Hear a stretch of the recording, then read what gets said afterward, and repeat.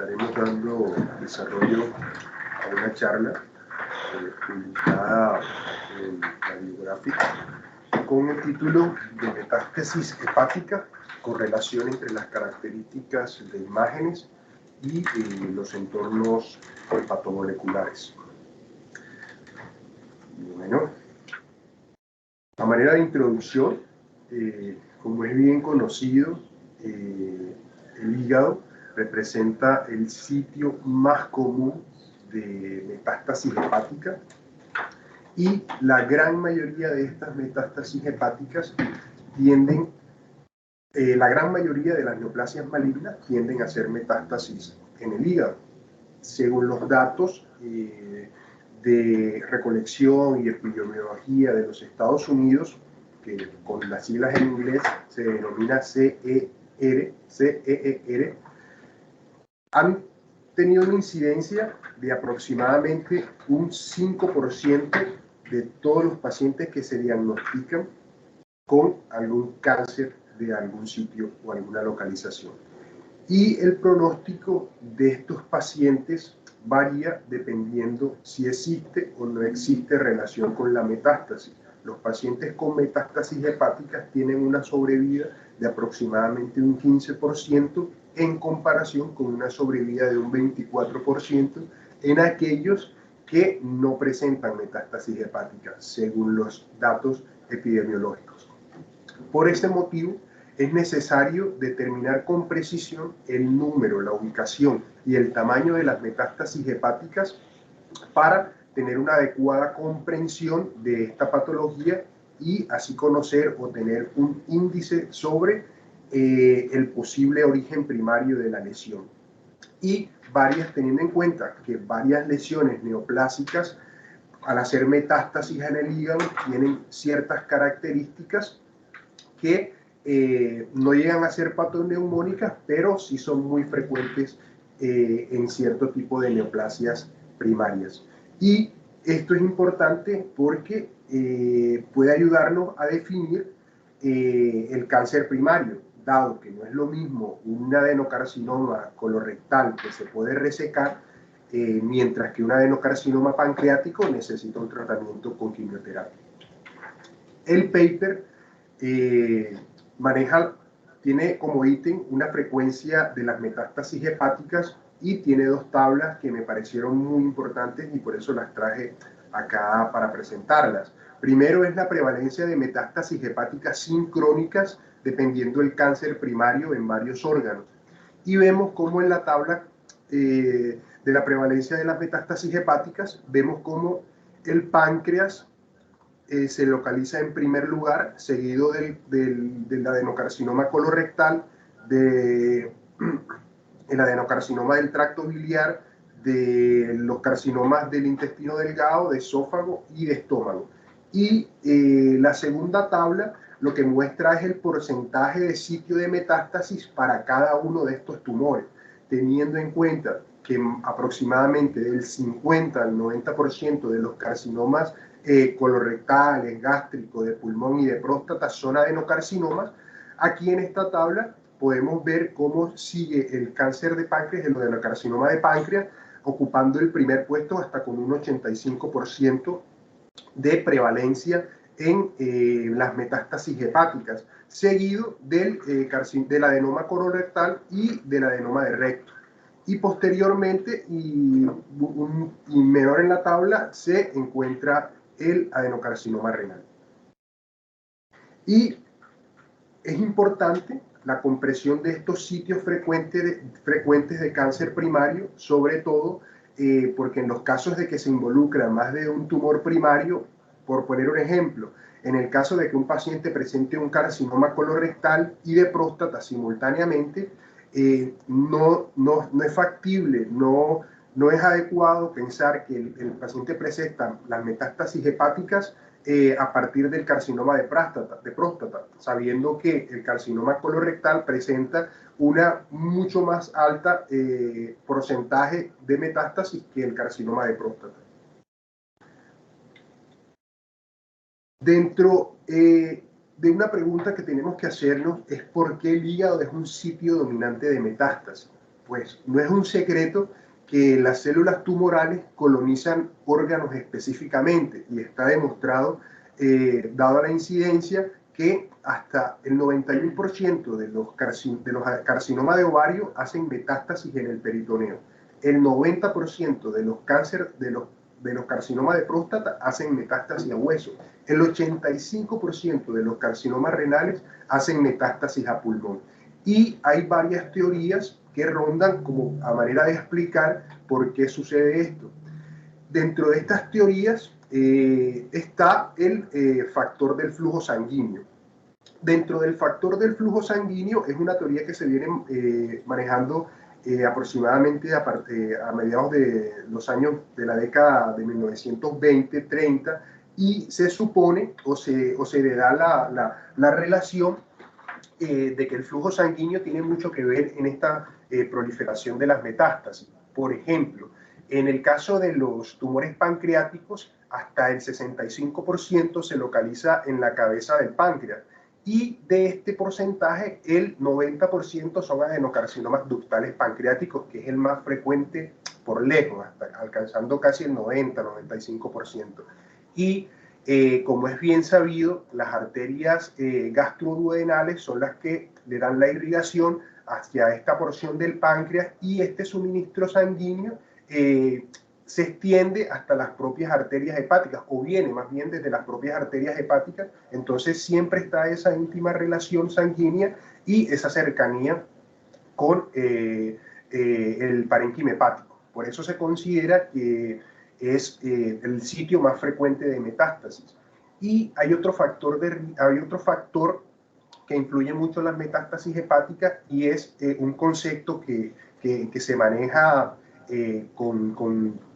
con cierto grado de novedad, que es la creencia de que el hígado o el parénquima hepático proporciona un ambiente fértil para muchas de estas metástasis.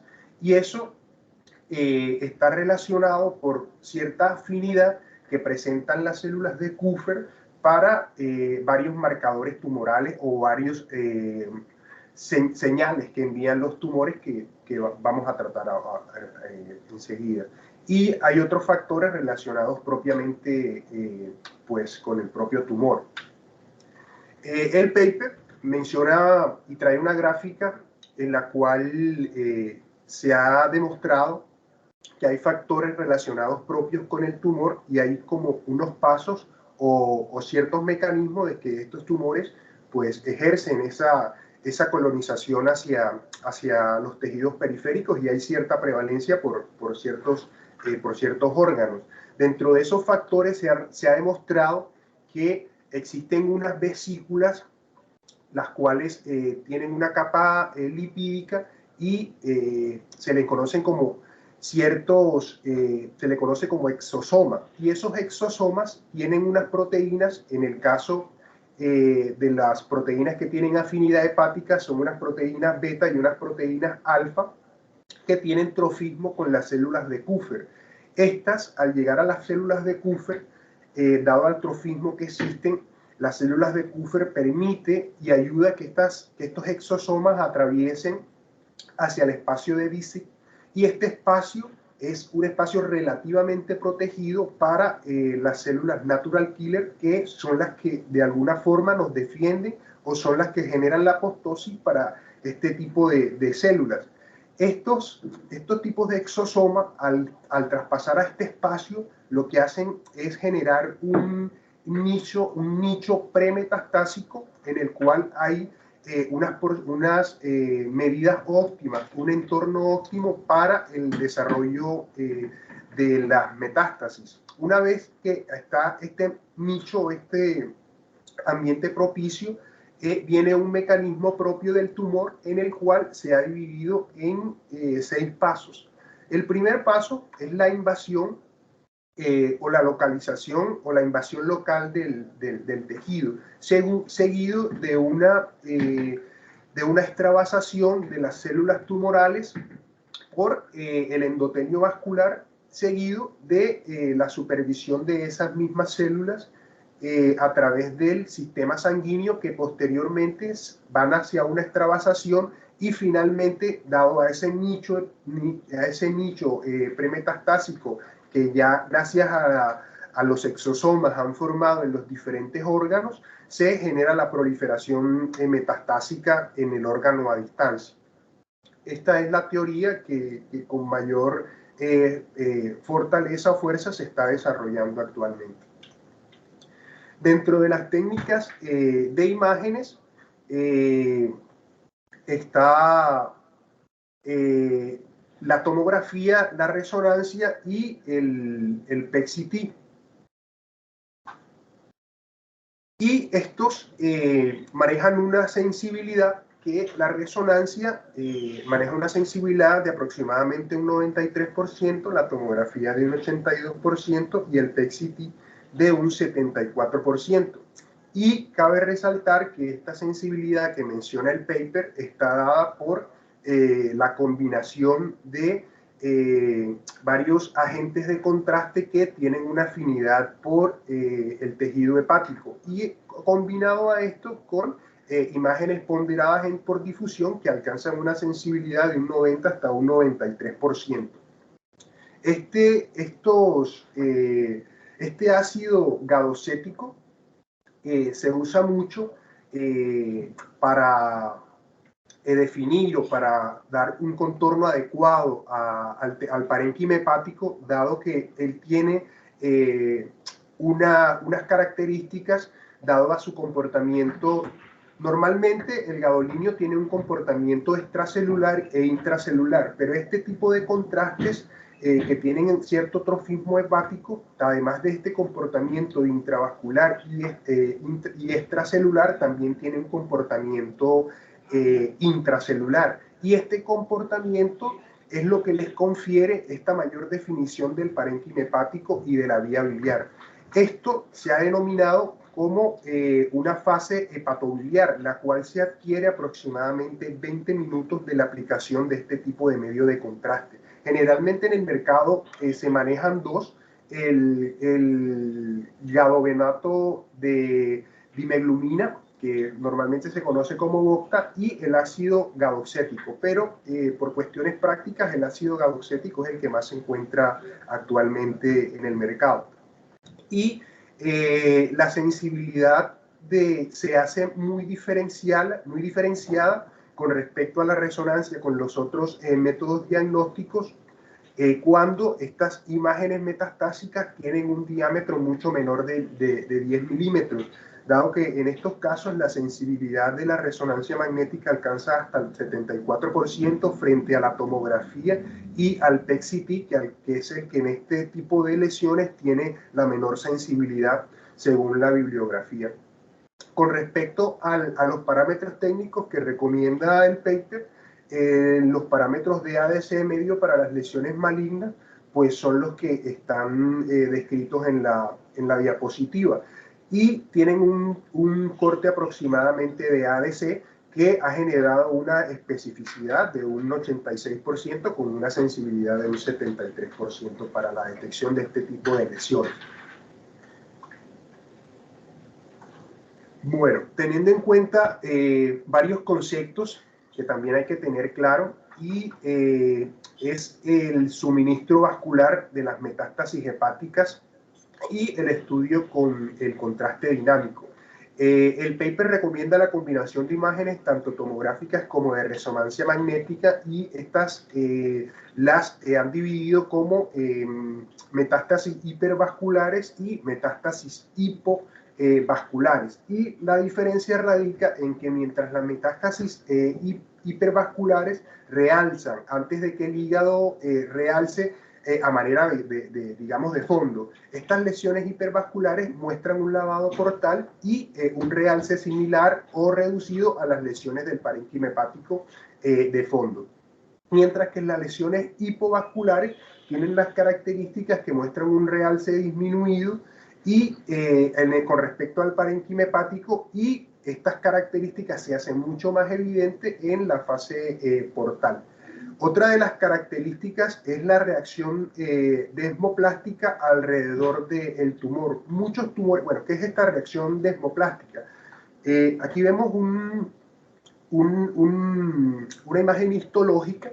Aquí lo que representan son células tumorales, estos son células del estroma pancreático, y lo que vemos acá alrededor de las células tumorales son abundante tejido fibroso. Este tejido fibroso generalmente es propio de muchas metástasis o de tumores primarios, y lo que le confiere es cierto grado de protección para diversos mecanismos, sobre todo para diversos mecanismos de muchos medicamentos que se utilizan para el manejo del control del cáncer. Otra cosa a tener en cuenta, y basados en esta reacción desmoplástica, es el realce periférico o peritumoral que presentan algunas lesiones tumorales. Por ejemplo, esta reacción desmoplástica es muy frecuente encontrarlas en las metástasis colorectales y está estrechamente relacionada con este propio realce periférico o peritumoral que presenta el tumor. Aquí podemos ver en la imagen A, es una imagen por tomografía axial en ventana de tejidos blandos, y se evidencia cómo esa reacción desmoplástica alrededor de las metástasis hepáticas, esta le tiene una característica de un realce periférico o peritumoral, y vemos cómo en la imagen histológica vemos un marcado tejido fibroblástico alrededor de este tipo de metástasis. O sea que es muy frecuente que en las metástasis de carcinomas colorectales podamos encontrar este tipo de realce a nivel de la metástasis, ¿no? Otra cosa otro patrón que podemos encontrar es un patrón que se ha denominado derivaciones arterioportales, que se da muy frecuente en las metástasis pancreáticas, y también está íntimamente relacionado con esta formación de tejido fibroso que generan este tipo de metástasis. Estas derivaciones arterioportales generalmente están acompañadas de nódulos metastásicos, y se da mucho, como mencioné, en el adenoma pancreático, que es la forma pues, más común en la que se presenta los tumores pancreáticos, y esta se caracteriza por la fibrosis abundante. ¿Qué pasa? Esta fibrosis extremadamente densa se caracteriza porque comprime los vasos periféricos, y al reducir el flujo de esta forma provoca derivaciones arterioportales, las cuales están acompañadas de nódulos metastásicos. Bueno, como podemos ver en la imagen A que estoy señalando, vemos una imagen de tomografía en un plano axial, y podemos ver una área que denominan triangular, y vemos un hiperrealce sin una lesión claramente definida. Y vemos en la imagen B, que es una imagen de resonancia magnética ponderada en T1 con supresión grasa, y vemos cómo se muestra esa área hiperintensa bien definida. Y en la imagen de resonancia magnética, ya en fase hepatobiliar, en un plano axial, podemos ver cómo se muestran esas metástasis hipodensas con áreas con hipointensidad que son propias de las derivaciones arterioportales que se asocian a este tipo de imágenes o a este tipo de metástasis. Bueno, también dentro de los hallazgos característicos en las imágenes se ha denominado un signo de Diana en las imágenes potenciadas en T2 en las metástasis predominantemente hipovasculares, y es un signo que se ha asociado hasta en un 25% a los adenocarcinomas colorectales. Normalmente este tipo de imágenes, pues en la tomografía la podemos evidenciar como unas lesiones hipovasculares inespecíficas con realce periférico o peritumoral, o en las imágenes que se ven en las imágenes, en fase venosa y arterial. Mientras que en la resonancia magnética vemos una hipointensidad central, y en las imágenes ponderadas en T1 y en T2. Y este tipo de lesiones esta característica está dada por la fibrosis, que se muestra como las áreas hipointensas en T1 y en T2, y también puede presentar áreas de necrosis o licuefacción, que se van a ver como áreas hiperintensas en las imágenes potenciadas en T2. Como podemos ver en las en las imágenes, la primera es una imagen por tomografía contrastada y muestra una metástasis en el hígado como un área mal definida de baja atenuación y que muestra una débil atenuación alta. La segunda imagen, la imagen B, es una imagen de resonancia pero ponderada en T2 con supresión grasa y vemos cómo hay cambios de fibrosis central con áreas lobuladas mal definidas de hipointensidad. Y estas también hay un realce difuso que se hacia la periferia y vemos cómo hay una hiperintensidad leve en un área central hiperintensa que no es más que una necrosis de licuefacción. En la imagen C vemos en una imagen ponderada en T1 con supresión grasa cómo se muestra un área ligeramente hiperintensa que indica necrosis y, o un área de hemorragia dentro de la propia metástasis. Y en la imagen D y E vemos cómo en la fase arterial, en un plano axial, muestra un realce dominantemente en la periferia y un nódulo central marcadamente hipovascular. Dentro del contexto de las metástasis hipervasculares, normalmente están asociados a los tumores neuroendocrinos, los carcinomas de células renales y los carcinomas de tiroides, y en resonancia magnética normalmente lo podemos ver como imágenes hipointensas ponderadas en T1 y moderadamente hiperintensas en imágenes potenciadas en T2. Y esto tiene la característica de que van a presentar un realce temprano en las imágenes en fase arterial y un lavado rápido en las imágenes en fase venosa o portal. Y el paper sí da la distinción de que son realmente en muchos casos, en la mayoría de ellos, indistinguibles de los hallazgos de un realce por un carcinoma hepatocelular. Sin embargo, aclaran que en un contexto de un paciente cirrótico que presente muchas imágenes multisegmentarias o multilobulares, es más susceptible pensar de que ese tipo de imágenes está dada por metástasis que pensar de que ese tipo de imágenes está dada por un hepatocarcinoma primario.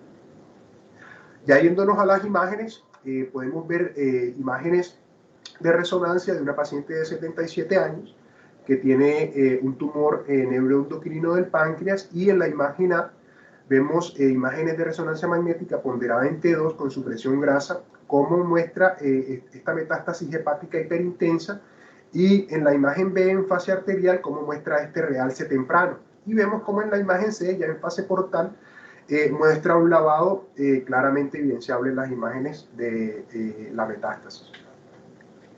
Con respecto al aspecto quístico, que también pueden demostrar muchas de estas metástasis, generalmente suelen ser secundarios a quistes debido a la necrosis de degeneración, o en muchos de los casos también pueden ser propios del componente quístico del tumor primario.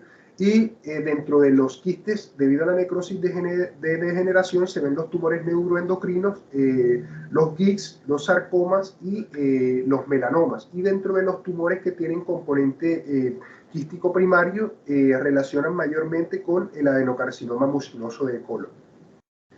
En las primeras dos imágenes corresponden a una paciente femenina con un GICS gástrico, y en la imagen vemos en la imagen A una imagen de resonancia magnética ponderada en T2 con supresión grasa, y vemos cómo se muestra una metástasis hepática marcadamente hiperintensa, pero no homogénea, con áreas de hipointensidad moderadas, y vemos cómo hay una lesión quística eventual que ya la paciente tenía, y vemos cómo este realce es marcadamente diferenciado a la lesión quística, ya que esta hiperintensidad es claramente homogénea.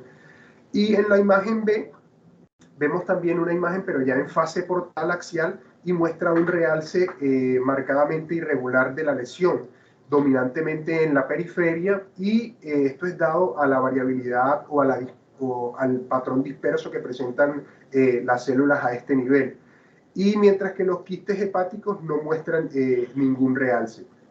La segunda imagen corresponde a un paciente con un adenocarcinoma mucinoso de colon que presentó metástasis hepática, y vemos en imágenes ponderadas en T2 cómo se observa que estas metástasis hepáticas presentan una marcada hiperintensidad, y esto es dado a las características propias que presenta el adenocarcinoma mucinoso, que es la producción abundante de mucina. Y en las imágenes de resonancia que vemos en la imagen B, ya en fase portal, en un plano axial, cómo se ven que esas metástasis hepáticas presentan un realce pobre y difusamente reticular. Dentro de otro patrón que evidenciamos en las imágenes metastásicas hepáticas es la hiperintensidad marcada que pueden presentar ciertas metástasis. Generalmente este tipo de hiperintensidad ponderadas en T1 se da muy frecuentemente en los melanomas malignos. ¿Qué pasa con los melanomas? Los melanomas tienen una particularidad, que dado a sus características ricas en melanina, la melanina en secuencias ponderadas en T1 tiene un efecto paramagnético dado a su configuración propia, y esto genera una hiperintensidad por un efecto propio de la secuencia, que la denominan como dipolo-dipolo, que genera esta hiperintensidad característica de este tipo de tumores, y mucha de la bibliografía lo considera extremadamente típico de los melanomas malignos. Y vemos cómo esta paciente en las imágenes superiores vemos unas imágenes ponderadas en T1 con supresión grasa, como muestra una marcada hiperintensidad, como ya mencioné, debido a la melanina, y en las imágenes, la imagen B, vemos como ya en fase axial también se pueden ver las metástasis que presentan una marcada hiperintensidad, pero típicamente esta hiperintensidad se va a ver muy marcada en las imágenes ponderadas en T1.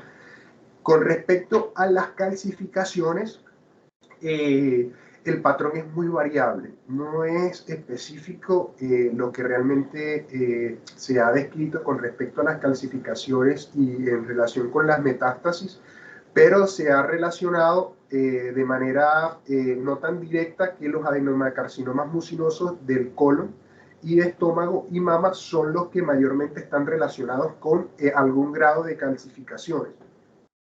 Y podemos ver, obviamente estas calcificaciones se van a ver claramente en los planos tomográficos, ¿no?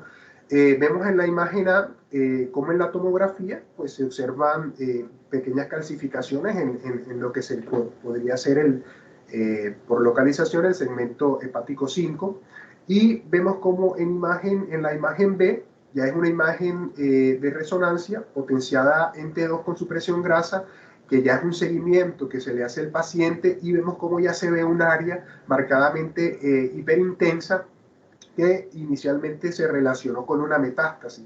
Posteriormente se le hizo un control tomográfico al paciente, que es la imagen C, y vemos cómo en fase portal, un mes posterior a la toma de la imagen inmediatamente anterior, ya vemos que hay una lesión con una marcada hipoatenuación, cuyo centro tiene numerosas calcificaciones. Esto se relacionó con el paciente, y este tenía un adenocarcinoma mucinoso a nivel colorectal. Otro de los factores que se ha asociado, no muy frecuentemente, pero también lo describe el paper, son las trombosis tumorales de la vaina de la porta. Generalmente esto se asocia a tumores primarios hepáticos, no se asocia tanto con metástasis. No es muy frecuente realmente lo que menciona. Y estos indirectamente se asocian a las metástasis de los adenocarcinomas gástricos y los adenocarcinomas colorectales y los tumores neuroendocrinos gástricos. Y vemos una imagen de tomografía de un paciente con un carcinoma gástrico bastante avanzado, y cómo se muestra un trombo extenso en la vena porta y en los segmentos laterales izquierdos del hígado, y se ve como está una marcada hipoatenuación bastante irregular a nivel de estos segmentos. Bueno, ya a manera de conclusión, las características realmente de las metástasis hepáticas, además, a pesar de que se pueden relacionar con ciertos patrones o ciertos adenocarcinomas o ciertos carcinomas primarios, realmente la variabilidad y se sobreponen muchos de estos patrones en gran parte de estas lesiones.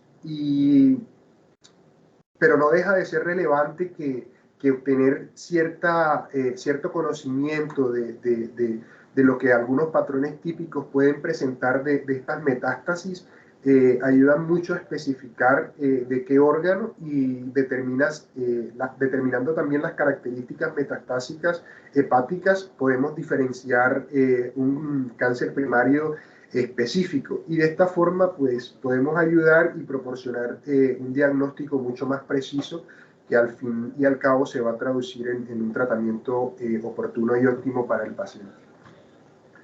Bueno, muchas gracias.